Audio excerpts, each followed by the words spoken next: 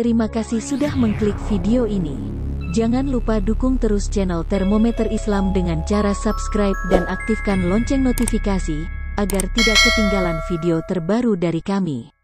Selamat menonton, semoga bermanfaat. Quran surah kedua Al-Baqarah. Awas, ini pembukaan yang sangat penting, karena nanti ini akan dibawa suasananya saat Anda mendekat kepada bulan Ramadan.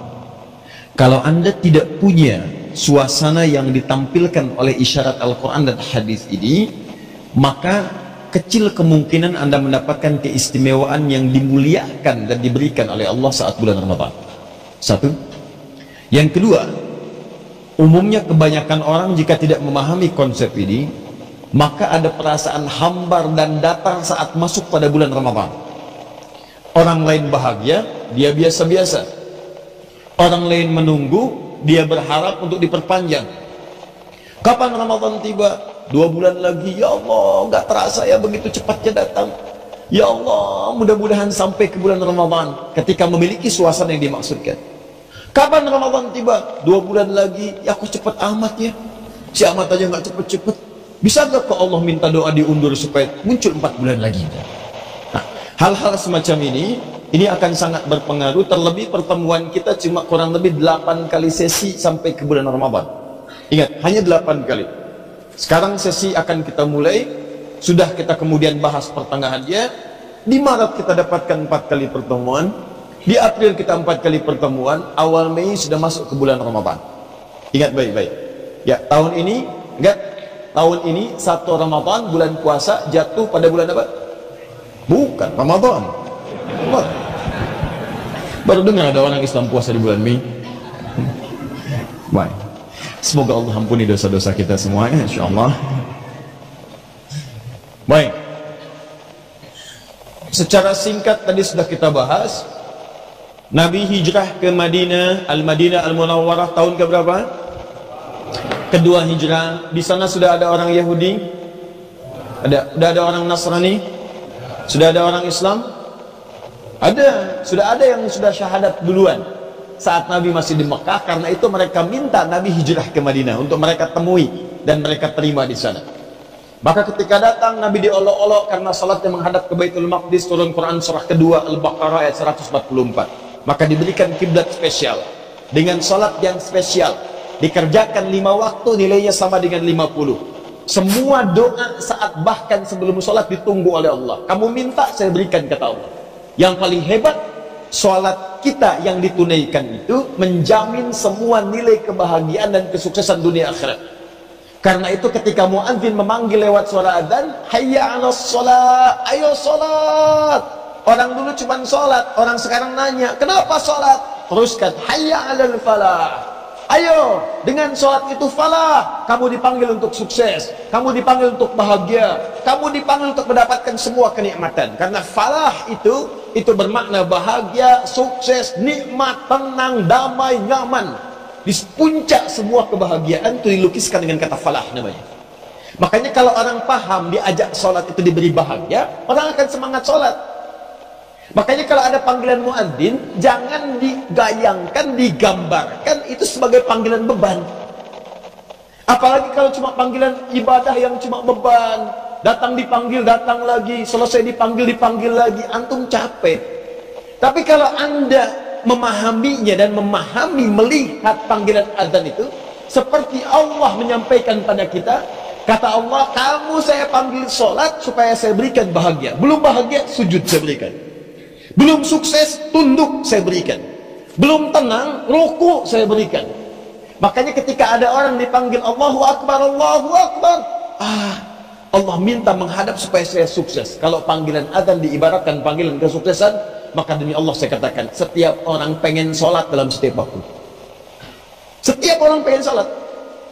Demikian pula ketika Nabi datang diolok-olok, Muhammad SAW gak punya syariat puasa, cuma ikut-ikutan kita. Kata Allah, Muhammad, saya turunkan kepadamu satu ayat saat ini, yang dengan turunnya ayat itu kamu akan saya perintahkan menunaikan ibadah puasa yang kualitas puasanya akan mengalahkan umat-umat terdahulu. Dulu orang cuma puasa saja, maka puasamu saya khususkan, kata Allah, bisa menggugurkan semua dosa-dosa yang pernah dikerjakan dari balik sampai dengan saat itu. Maka keluarlah di lisan Nabi, riwayat Al-Bukhari itu termasuk di hadis Muslim, perhatikan kalimatnya. Man sama Ramadana imanan wahtisaban ghufira lahu ma taqaddama min dhanbi. Kata Allah, man, siapapun, laki-laki, perempuan, tua, muda, besar, kecil. Lihat baik-baik, man ismun mausulun yadullu 'ala al-fardiyah.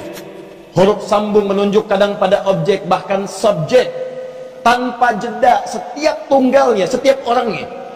Kata Allah, lihat melalui lisan Nabi, setiap orang, mau laki-laki, perempuan, besar, kecil, tua, muda, siapa yang mau menunaikan puasa di bulan yang khusus ini, Ramadan, bukan yang lainnya, puasa yang ini, kata Nabi, lihat, imanan wahtisaban, dia lakukan karena yakin dengan Allah, ikhlas dia kerjakan, ghufira lahu ma taqaddama min dhanbi, akan diampuni semua. Singkat padat, menggunakan satu huruf saja, menunjuk pada semuanya. Taqaddama, yang telah berlalu. Min dzambihi, minnya bukan tab'id tapi istidrak. Tab'id itu sebagian. Wa minan nasi man yaqulu rabbana atina fid dunya wa ma lahu fil akhirati min khalaq. Sebagian manusia ada yang berdoa, ya Allah, sukseskan dunia saya, ya Allah, lancarkan rezeki saya, ya Allah, luluskan ujian saya, ya Allah, dekatkan saya pada segala kenikmatan. Tapi orientasinya cuma dunia saja. Setelah sukses pekerjaannya, cuma untuk mencari kemewahan dunia. Rumah luaskan, mobil banyakin, segala ditampilkan, popularitas ditampilkan. Tapi akhiratnya tidak pernah dipikirkan. Ada yang orientasinya kerja. Ada yang kuliah untuk mendapatkan ijazah. Begitu lulus, tidak pernah terfikir untuk memanfaatkan ilmunya mendekat kepada Allah Subhanahu wa ta'ala. Itu dunia. Min, diantara, nggak semua manusia. Karena sebagian lagi bermohon kepada Allah. Al-Baqarah ayat 201-nya, paling kanan sebelah bawah. Wa minhum man yaqulu rabbana atina fid dunya hasanah wa fil akhirati hasanah wa qina adzabannar. Tapi dari sebagian manusia itu ada yang bermohon kepada Allah, ya Allah, kalau saya beraktivitas sekecil apapun, jadikan aktivitas itu punya nilai hasanah. Masih ingat di awal mukaddimah kita? Hasanah, perbuatan yang punya nilai di sisi Allah dengan nilai akhiratnya. Ya Allah, kalau saya minum, jadikan minumnya berpahala. Ya Allah, kalau saya kerja, jadikan kerjanya berpahala. Tahukah Anda, banyak rumus di Quran yang menjadikan semua pekerjaan kita menjadi pahala. Lihat wajah Anda di cermin. Berapa tahun Anda pernah bekerja sampai dengan purna bakti pensiun? Pertanyaan saya, dari setiap tetes keringat yang Anda hasilkan saat bekerja, apakah langkah Anda mendapatkan pahala saat bekerja itu? Padahal ketika Anda kerjakan rumus di Quran, itu setiap langkahnya dituliskan pahala langsung. Begitu Anda bekerja, ada pahala lagi. Dapat uang diserahkan kepada keluarga, ada pahala lagi. Dibelanjakan yang halal, ada pahala lagi. Berapa banyak pahala Anda kumpulkan?